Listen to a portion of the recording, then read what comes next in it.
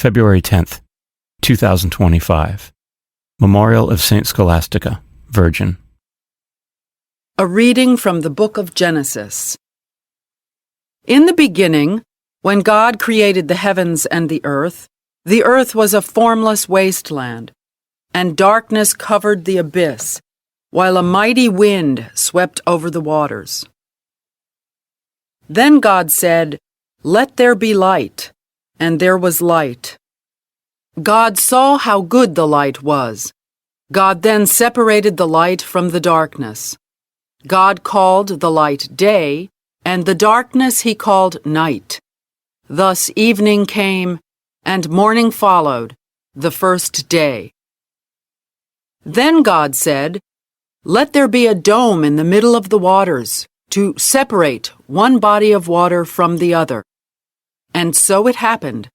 God made the dome, and it separated the water above the dome from the water below it. God called the dome the sky. Evening came, and morning followed, the second day. Then God said, "Let the water under the sky be gathered into a single basin, so that the dry land may appear." And so it happened. The water under the sky was gathered into its basin, and the dry land appeared. God called the dry land the earth, and the basin of the water he called the sea. God saw how good it was. Then God said, "Let the earth bring forth vegetation, every kind of plant that bears seed, and every kind of fruit tree on earth that bears fruit with its seeds in it." And so it happened. The earth brought forth every kind of plant that bears seed, and every kind of fruit tree on earth that bears fruit with its seed in it. God saw how good it was. Evening came, and morning followed, the third day. Then God said, "Let there be lights in the dome of the sky to separate day from night. Let them mark the fixed times, the days and the years, and serve as luminaries in the dome of the sky, to shed light upon the earth." And so it happened.